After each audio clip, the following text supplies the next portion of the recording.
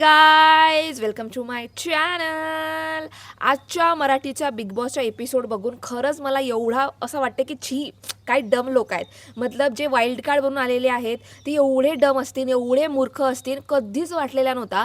कारण ते एखादा नवीन वाईल्ड कार्ड येतात ना, ते स्वतःचं बघतं, स्वतःच कारण की स्थान निर्माण करायचा, लोकांच्या मनात जागा निर्माण करायला त्यांना खूप कमी वेळ असते. म्हणून आपण सर्वात जास्त आपला फायदा कसा करून घेणार किंवा आपल्या स्वतःला पुढच्या वीकमध्ये कसे सुरक्षित ठेवणार किंवा सर्वात जास्त इम्पॉर्टंट आपली इमेज असते किंवा आपली पर्सनॅलिटी असते. आपली पर्सनॅलिटी आपल्याला लोकांना कळायला पाहिजे की आपण कशा वृत्तीची आहोत, कसे आहोत, लोकांना आपली पर्सनॅलिटी पसंत आल्या पाहिजे त्या कमी वेळामध्ये. आणि त्या कमी वेळामध्ये लोकांना आपली पर्सनॅलिटी आपण पसंत आलं तर लोक आपल्याला ओढ करतील आणि समोर जाण्यासाठी अजून आपला मार्ग सोपा जाणार आणि आपण विजेता होऊ शकता, त्या पात्रावर अजून समोर जाणार. एवढा मेंदू, एवढा डोका, एवढी सिंपल चीज कोणालाही माहीत असते की जिंकायसाठी लोकांना काय करायचं असते म्हणून. परंतु ह्या बिग बॉसचे जे वाईल्ड कार्ड बनून आलेले आहेत लिटरली एवढे डम आहेत, एवढे डम आहेत की ह्यांना बुद्धी नावाची गोष्ट नाही आहे, ह्यांना लिटरली बुद्धीच नाही आहे. आजच्या एपिसोडची जशी सुरुवात झाली आणि सुरुवातीला स्टार्टिंगलाच खूप सुंदर टास्क आलेला होता, जो मागच्या एपिसोडमध्ये जे जिंकलेले होते टीम ए, विशाल होता, प्रभू होता, संकेत होता, अनुश्री होती आणि संस्कृती होती. हे 5 जण ते टास्कमध्ये जिंकलेले होते आणि तेच उमेदवार झाले होते कॅप्टन्सीसाठी. आणि ह्या टास्कनुसार डिसाईड करणार होते की आजच्या मतलब पुढच्या वीकच्या कॅप्टन कोण होणार म्हणून. तो खूप इम्पॉर्टंट टास्क होता आणि ज्या प्रकारे तो टास्क डिझाईन केलेला होता मला पण आवडला. खूप चांगला टास्क होता. मतलब गार्डन एरियामध्ये किंवा हॉलमध्ये, किचनमध्ये नाही, बेडरूममध्ये आणि वॉशरूममध्ये ह्या 4 पेट्या ठेवलेल्या होत्या आणि 4 पेट्यामध्ये एक मिरची ठेवलेली होती आणि ती मिरची त्या म्हणजे सिक्रेट रूममध्ये जो पोपट होता त्या पोपटाला जाऊन द्यायची होती आणि त्याच्यानंतर तुम्हाला एक पॉवर भेटेल की तुम्ही कॅप्टन्सीमधून कोणाला बाहेर काढू शकता. खूप सुंदर टास्क होता. ज्या प्रकारे 4 जागी ते मिरच्या ठेवलेल्या होत्या, मिरच्याची पेटी ठेवलेली होती, ज्या रूमची मतलब किचनमधली म्हणा किंवा बेडरूममधली किंवा हॉलमधली किंवा गार्डनमधली ज्या रूमचा बजर वाचल आणि त्या रूममध्ये ज्यांनी उचललं तेच मिरची घेऊन समोर जाऊ शकतात. मतलब एका वेळेस फक्त एकाच रूमची बजर वाजणार आहे आणि तोच ज्या रूमची बजर वाजलेली आहे तोच व्यक्ती ज्यांनी मिरची उचलली आहे तोच व त्या पोपटाच्या रूममध्ये जाऊन तो डिसिजन घेऊ शकते. आणि कोणीही तो मिरची उचलू शकते, असा काही जरुरी नाही आहे की दावेदारनी जे आहे तेच उचलू शकतात, बाहेरचे व्यक्ती नाही उचलू शकत, कंटेंटर सर्वजण उचलू शकतात. एवढा सुंदर डिझाईन केलेला होता आणि छान टास्क होता. पहिला टास्क सुरू झाला. पहिल्याच राऊंडमध्ये अनुश्रीने मिरची उचलली, खूप स्मार्टली उचलली तिने मिरची आणि मिरची घेऊन डायरेक्ट ती पोपटाच्या रूममध्ये गेली आणि तिला बिग बॉसनी म्हटलं की तुला 2 लोक बाहेर काढायचे आहेत कॅप्टन्सीच्या बाहेर. आता तिला एक निर्णय घेतला, तिने एक संस्कृतीचा निर्णय घेतला आणि दुसरी म्हणजे राखीचा निर्णय घेतला. राखीला तसाही कॅप्टन बनायची काही इच्छा होत नाही तर तिचा डिसिजन मला काही असं काही वाईट वाटला नाही. ओके, मतलब फेअर आहे. तसं राखीला एवढा बनायची इच्छा नसते किंवा काही नसते आणि संस्कृती तशी कॅप्टन बनणे या नाही बनणे काही एवढा फरक पडत नाही. तर तिने छान डिसिजन घेतला. मला तरी वाटते की ठीक आहे, ओके आहे, मतलब चांगला आहे, बॅलन्स आहे, तिच्यासाठी चांगला आहे, ॲज अ तिच्या गेमसाठी तरी चांगला आहे. परंतु हे गोष्ट संस्कृती आणि राखीला दोघांनाही पसलेली नाही. मला समजलं नाही अचानक राखीला कॅप्टन्सी कशी काय हवी. ते नेहमी मला कॅप्टन नाही बनायचं आहे, नेहमी मला कॅप्टन नाही बनायचं आहे अशी करते आणि अचानक तिला कॅप्टन्सी कशी काय हवी आय डोंट नो. परंतु तिला खूप राग आला अनुश्रीने ज्या प्रकारे तिला कॅप्टन्सीच्या बाहेर काढलं आणि संस्कृतीला पण खूप रागला. ऑब्व्हियसली संस्कृतीला तर राग येणारच कारण की ती वाईल्ड कार्ड बनून आलेली होती आणि तिला कॅप्टन्सी हवी होती. परंतु तिला पहिल्याच राऊंडमध्ये काढल्यानंतर तिला खूप राग आलेला होता. दुसरा राऊंड सुरू झाला आणि दुसऱ्या राऊंडमध्ये तुम्ही बघाल तर हॉलमध्ये ती पेटी ठेवलेली होती आणि हॉलमध्ये एका साईडला दीपाली होती, संस्कृती होती आणि इकडे संकेत होता. संकेत जो होता ना तो असाच उभा होता आणि दीपाली पण अशीच उभी होती. परंतु तुम्ही संस्कृतीला बघाल ना तर संस्कृती पूर्ण पेटीच्या अंदर जाऊन अशी मिरचीला पकडलं होतं, तिनं पूर्ण अशी पकडलं होतं की जसंच बजर वाजला मला मिरची भेटल्या पाहिजे म्हणून. त्यावर संकेतचा एकही स्टँड नव्हता की भाई तू साईड हो, तू बाजूला हो, मला पकडू दे, तू अशी बाजून राहशील तर मी मिरची कशी घेणार. ती त्याच्या एकही काही स्टँड वगैरे नव्हता त्याच्यामध्ये. तो कूल होता, ओके ओके वगैरे म्हणून. आणि त्या तेवढ्या संस्कृतीने उचलली. आता ह्याच्यात समजून पण येते कारण की संकेतला समोर जायचं होतच नाही, तिला संस्कृतीला उचलू द्यायचं होतं हे कन्फर्म होतं आणि मग तिने संस्कृतीने उचलली आणि त्याच रूमचे हॉलचा बजर वाजला आणि संस्कृतीला ती मिरची भेटली. आता मला सांगा, तुम्ही मागच्याच एपिसोडमध्ये बघितलं असाल तर संस्कृतीने काय म्हटलं होतं राखीला की काहीही झाला, जेव्हापासून मी ह्या शोमध्ये आलेले आहे तेव्हापासून सर्व कॅप्टन्सी म्हणा, इम्युनिटी म्हणा, सर्व मला नॉमिनेशनमध्ये घालणारा एकच व्यक्ती आहे, तो म्हणजे फक्त विशाल आहे. आणि मला जेव्हा मौका भेटेल, जेव्हा मला येऊन हातात मौका भेटेल तेव्हा मी फक्त आणि फक्त विशाललाच बाहेर काढणार, विशालचाच नाश करणार आणि विशालला चांगला आपल्या हाताने किंवा आपल्या असं फेकून देणार. मतलब लिटरली त्याचा मला खूप राग आहे, कारण की स्टार्टिंगपासून आल्यापर्यंत तो फक्त सर्व माझ्याकडून छीनाच्या, मतलब माझ्याकडून सर्वच काही घेत आहे, पूर्ण माझा नासाडा करत आहे. आता मला जेव्हा पण वेळ भेटेल मी फक्त त्याचाच नासाडा करीन. बिग बॉसने ती पोपटाच्या रूममध्ये गेली संस्कृती, आणि बिग बॉसने अनाऊन्स केला की तुला एकच नॉमिनेशनमध्ये, एकच कॅप्टन्सीमधून बाहेर काढायचं आहे. आता मला सांगा, कोणी असाच विचार कराल? लिटरली त्यावेळेस तुम्ही विशालच्या एक्सप्रेशन पाहिलं तर विशाल सुद्धा घाबरलेला होता की का बाबा हिच्यामध्ये मौका भेटलेला आहे, हा माझे काढू शकते, कारण की माझी खूप राग करते तशी पण, आणि मीच्या कॅप्टन्सी, नॉमिनेशन, इम्युनिटी सर्वच काही मीचं छिनलेलं आहे. आणि हिनं मला म्हटलं पण होतं की जेव्हा पण मला मौका भेटेल मी विशाललाच काढीन बाहेर, विशालच माझ्यासाठी सर्वात मोठा टार्गेट आहे. आता तिथे जाऊन ती पलटू पण शकते वगैरे वगैरे. तर विशाल सुद्धा घाबरलेला होता, आणि मला सुद्धा वाटलं होतं की भाई हे विशाललाच काढेल आणि खूप मजा येईल. परंतु ती एवढी डम आहे, एवढी मूर्ख आहे, एवढी स्पाइनलेस आहे, एवढी मंद आहे की ज्या व्यक्तीने तिला आत्ता रिसेंटमध्ये काढलं नाही कॅप्टन्सीमधून, तिला तसंही कोणी ना कोणी काढणारच होता, ती कॅप्टन तशी बनणार नव्हती. परंतु तिनं तो बदला घेतला की अनुश्रीनं माझं नाव कसं काय काढलं वगैरे म्हणून, अनुश्रीनं मला काय काऊन असं केलं म्हणून, अनुश्रीनं काऊन असं काढलं मला मिरचीमधून. अरे एवढी डम आहेस का? जेव्हा पत्राचा लेटर तुम्ही वाचलेला होता, अनुश्री आणि संस्कृती सेम होते, तेव्हा संस्कृती म्हणत होती की जेव्हाही मला मौका भेटेल ना अनुश्री, मी तुला वाचवेन किंवा मी तुलासाठी चांगला काहीतरी करेन, परंतु आता मला इम्युनिटीची गरज आहे, आता मला करू दे वगैरे वगैरे. तर कुठे गेला तो प्रॉमिसेस, कुठे गेले? चल त्या प्रॉमिसेसची पण सोडो, परंतु तुला विशालबद्दल एवढा राग होता, एवढा गुस्सा होता, एवढा संताप होता, आणि तुला फक्त एक मौका पाहिजे होता. तर मला सांगा, त्या विशालची एवढ्या जवळ आलेली कॅप्टन्सी कधी संस्कृतीने त्याचं नाव घेतलं असेल तर विशालची काय मजा आली असती, विशालची काय धजिया उडाली असते, विशालची काय मजा आली असती. आणि त्यावर लिटरली मी सांगते, तो ससा आहे, संस्कृती आहे, तिने स्वतःच्या स्टँड घेतलं नसेल ना, लोकांना तिची पर्सनॅलिटी लिटरली आवडली असते की भाई ह्या पोरीनं मारलं बाजी. की लिटरली जेव्हा बिलकुल जवळ होता ना, बिलकुल विशाल त्या कॅप्टन्सीच्या जवळ हातातच घेणार होता, तेवढ्यातच तिनं चिनून घेतलं. एवढी मजा आली असती, एवढी मजा आली असती. परंतु ह्या मुलीने एवढा डम डिसिजन घेतला. तिला 2 मिनिटं पहिले ज्या मुलीने बाहेर काढलं कॅप्टन्सीच्या बदल्यासाठी, फक्त तिला काढलं, पण तिचा सर्वात मोठा बदला ते विसरून गेली, कारण की ते पुढच्या वीकमध्ये जाऊ पण शकते घरी, चान्सेस पण आहेत.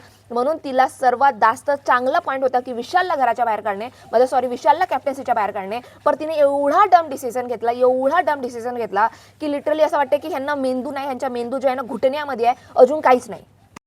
तर अशाच रीतीने तिसरा राऊंड सुरू झाला, आणि तिसऱ्या राऊंडमध्ये विशाल आणि तन्वी सोबत होते बेडरूममध्ये, आणि ते दोघं जण लागले होते की मला मिरची भेटल्या पाहिजे, तिला मिरची भेटल्या पाहिजे असे लागले होते. पण त्यावरून बिलकुल समजून येत होते, कारण की विशालने जेव्हा पण बजर वाजेल, त्या रूमचा म्हणजे बेडरूमचा बजर वाजेल, विशालने कधी आपला जोर लावला, कारण की त्याच्या स्ट्रेंथ जास्त आहे, त्याच्यामध्ये जोर जास्त आहे, त्याने जोर लावला तर ऑब्विसली तन्वीच्या हातातून मिरची तशी बी सिटकणार आहे किंवा सटकणार आहे किंवा निघून जाईल तिच्या हातातून, कारण की त्याचा जोर जास्त आहे हे समजून येत होतं. आणि त्यावर विशाल म्हणत होता की काही डील आहे का, काही डील आहे. आणि तुम्हाला माहित असेल तर तन्वी हे बिलकुल कट्टर आहे, मतलब ज्या व्यक्तीपासून आपला पटत नाही, तो व्यक्ती निगेटिव्ह आहे, जो व्यक्तीसोबत आपले मतं पटत नाही, ज्या व्यक्तीसोबत आपला बिलकुल काही होत नाही, त्या व्यक्तीसोबत ते कधी डील करत नाही किंवा अपोजिट आहे. ते खेळेल ते प्रामाणिकपणे खेळेल, जिंकेन तर जिंकेन, हारेन तर हारेन, परंतु मी त्या व्यक्तीसोबत काही डील करणार नाही. जो व्यक्ती मला प्रभू आवडते त्याच्यासाठी मी स्वतःची मेहनत करेन, स्वतःची प्रामाणिकपणे लढेन, पण स्वतःची तत्व सोडणार नाही की फक्त त्याला डील करणे म्हणजे प्रभूला वाचवायचं आहे म्हणून मी त्याच्यासोबत डील करेन, त्याच्यासोबत हात वगैरे मिळवेन. नो, ते बिलकुल आहे ना. मला असं वाटतं की स्वतःच्या पॉईंटवर राहणे, स्वतःच्या स्टँडपर्यंत राहणे, आखरीपर्यंत स्वतःसाठी प्रामाणिकपणे खेळणे, हे चांगली पर्सनॅलिटी आहे, हे चांगली गोष्ट आहे. आणि ज्या प्रकारे मग तो एक थर्ड राऊंडमध्ये विशाल होता आणि तन्वी होते, आणि दोघे जण लागले होते, दोघे जण असे इकडे खूप जवळ होते, आणि तेवढ्यातच बजर वाजला बेडरूमचा, आणि विशालने पूर्ण जप्टा करून त्या विशालने आपला जोर लावून, फक्त तो मुलींवरच जोर लावू शकते, तर पूर्ण जोर लावून त्याने मिरची वगैरे घेतला. आणि मग नंतर सर्व डिसाईड झाल्यानंतर सर्वजण गोळा झाले हॉलमध्ये, तर सर्वजण तन्वीला म्हणत होते तू डील का बरं नाही दिलीस, त्यावर विशाल म्हणते तू डील का बरं नाही दिलीस, मी तुला म्हटलो तुम्हाला डील का नाही दिलीस, त्यावर सर्वजण डील येतात. मला समजत नाही, तुम्हाला एवढाच डीलच्या एवढा होता, तर तुम्ही स्वतः का बरं नाही आला विशालकडे डीलसाठी, की बघा यार डील अशी आहे, तू अशी कर प्रभूसाठी वगैरे.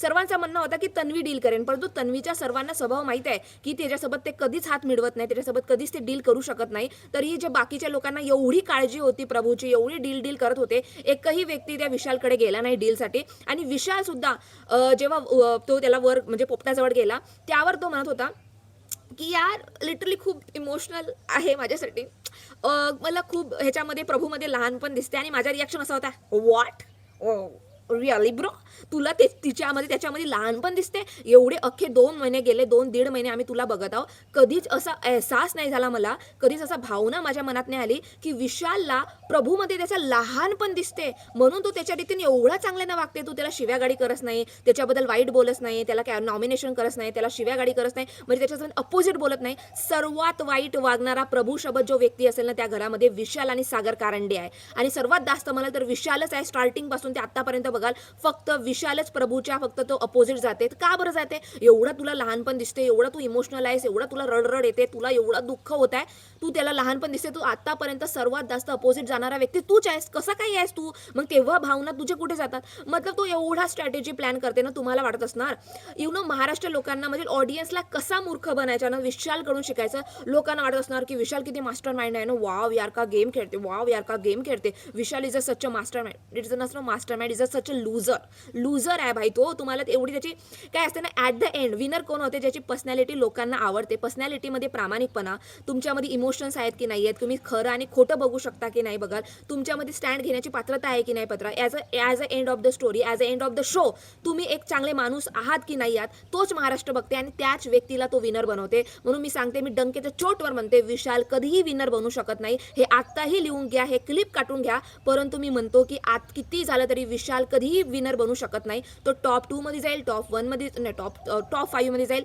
परंतु तो विनर कधीही होऊ शकत नाही. आता ज्या प्रकारे त्याने मग कांडाकाणी त्याने सुरू होता की मला प्रभू खूप इमोशनल होते. आता त्यावर सांगा, सागर कारंडेला बोलायची काय गरज होती? सागर कारंडे तसाही काही बोलत नाही, फक्त विशालची पूज बनलेला आहे, त्याच्या विरुद्धचा काहीच कामधंदा नाही. आता अचानक मला सांगा, अचानक सागर कारंडेच्या अंदर एवढा काही काही जोश आला, तो त्यावर म्हणते तुला एवढाच लहानपण बघायचा, एवढाच तुला काही इमोशनल वगैरे होत आहेस तर तू घराच्या बाहेर जा आणि घराच्या बाहेर खेळ, तू इथं कशाला होत आहेस? आणि एवढ्या जोशने अरे अचानक तो व्यक्तीच्या, मी म्हणतो विशाल प्रभूसाठी इमोशनल होत आहे किंवा प्रभूसाठी जो नाटक पण करत आहे, जो पण होत आहे, तुला एवढा कसा काय टोचला? त्याच बिलकुल क्षणावर तुम्ही जाऊन एपिसोड बघा, त्याच क्षणावर तो म्हणते की तुला एवढाच व्हायचं आहे, तर एवढाच तुला पुडका येऊन राहिलेला, एवढाच तुला लहानपण दिसत आहे, तर तू घराच्या बाहेर खेळ. तुला विशाल मतलब प्रभूबद्दल त्याने थोडासा भावनुक होऊन काहीतरी बोलला तर तुला एवढी मिरची लागली, मतलब एवढा तुला त्रास होऊ लागला. आणि तू मागच्या त्या कुत्र्या आणि मांजराच्या शो मध्ये जेव्हा तो टास्क होता त्यामध्ये प्रभूबद्दल म्हणते की कितीही झाला तरी मी प्रभूचाच हित बघते, किती झालं तरी प्रभूच आहे माझ्यासाठी, किती झालं तरी प्रभूच आहे माझ्यासाठी.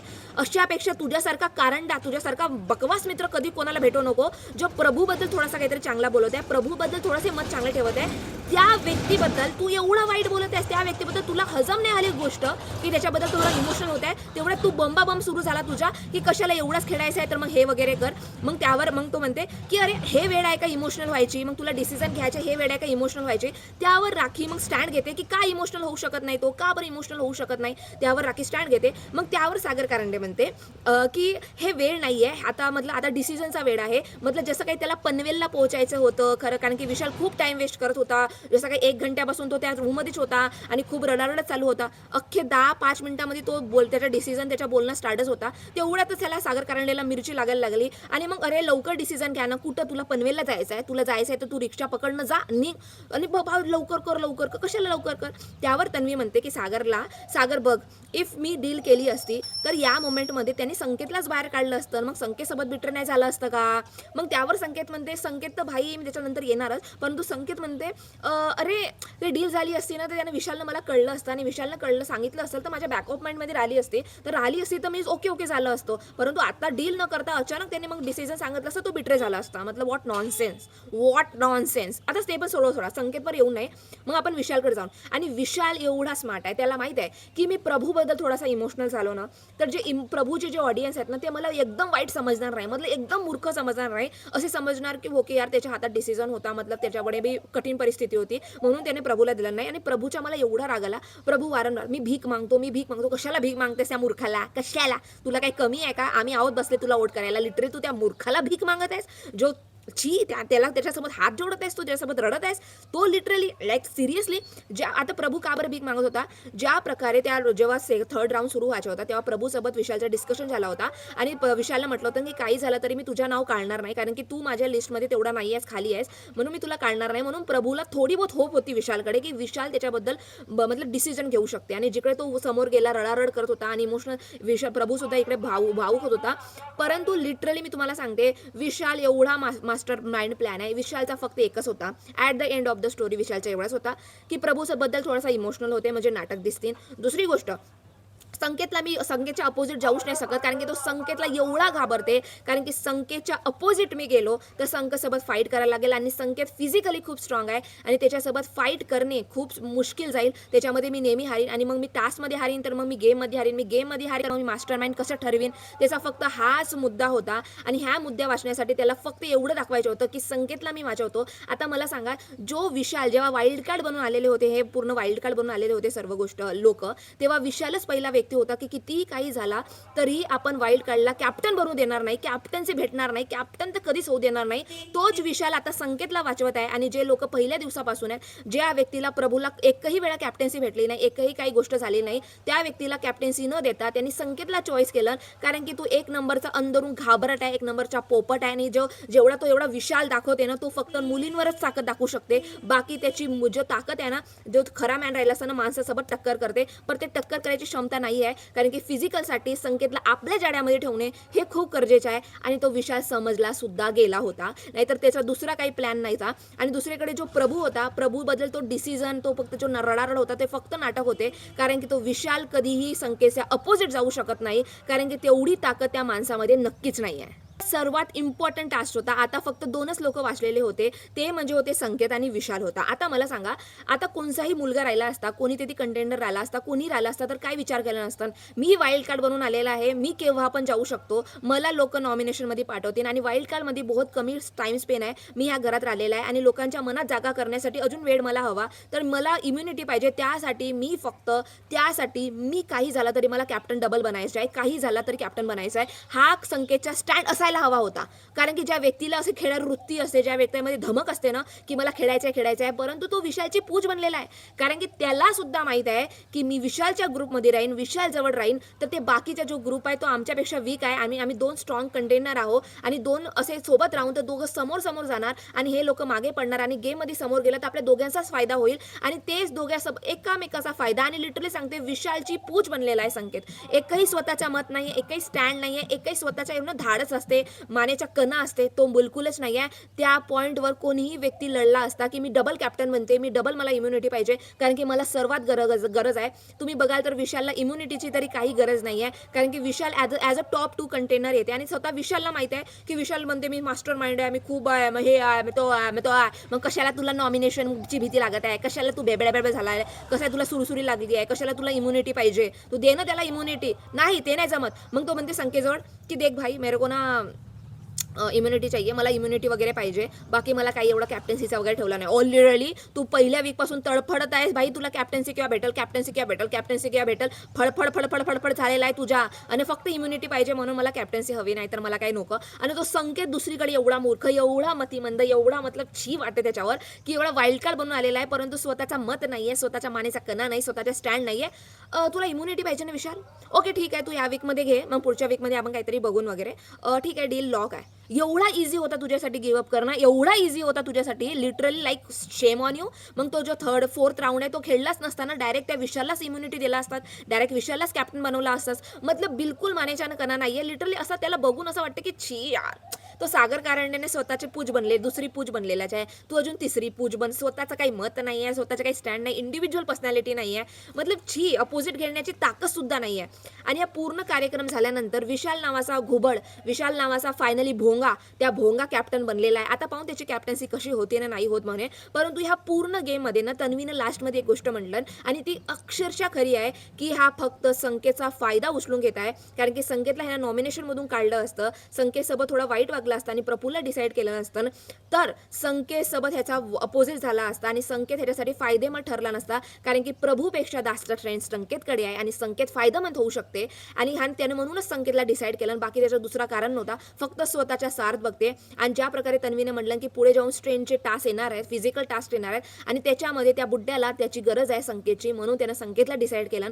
परंतु मी खरं सांगते, विशालने त्या पॉईंटवर प्रभूला डिसाईड केलं नसतं, प्रभूला सिलेक्ट केलं नसताना मी खरं खरंच सांगते अख्खा महाराष्ट्र, अर्धा महाराष्ट्र त्याला लिटरली म्हटलं असतं की कितीही म्हणो यार विशाल चांगला आहे मनाचा, कितीही म्हणो. म्हटलं त्याने काय केलं असतं, तो डिसिजन घेऊन जो संकेतचा डिसिजन घेतला ना, त्याने गेममध्येच खूप चांगला आहे, गेममध्ये खूप स्मार्ट आहे, गेममध्ये चांगला आहे, परंतु तो डिसिजन घेऊन फक्त अख्ख्या महाराष्ट्रात त्यानं जो मन दुखवलं नाही, त्याची पर्सनॅलिटी अजून निगेटिव्ह झाली आहे आणि त्याच्यामुळे असं वाटतं की तो निगेटिव्हच आहे आणि तो निगेटिव्हच दिसणार आहे. परंतु तो चांगला चान्स होता लोकांचे मन जिंकायसाठी, महाराष्ट्राचं मन जिंकायचं, परंतु त्याने मन न जिंकता त्यांनी फक्त स्वतःच्या गेमवर फोकस केला आणि त्यामुळे तो ट्रॉफी बिलकुल जिंकू शकत नाही. गेमच्या समोर जाणार, 1-2 दिवस 1-2 वीक समोर जाणार, परंतु कधीही तो विनर बनू शकत नाही. आणि प्रभू खूप रडत होता, माहित नाही तो कशाला रडत होता, पुढे भेटणारच आहे. जो भीक वगैरे मागत होता तो मला खूपच वाईट होत होता की ज्या प्रकारे तो भीक मागत होता, लिटरली खूप वाईट सुद्धा वाटत होता त्याच्याबद्दल. परंतु आपण प्रभूबद्दल आहोत, ज्या विशाल सकट आपण काही एक्सपेक्ट करू शकत नाही. ते विशाल सारखे लोक ह्यांच्यामध्ये माणुसकी म्हणा, ह्यांच्यामध्ये इमोशनल म्हणा, हे काहीच नसतात. फक्त गेमच्या मागे ते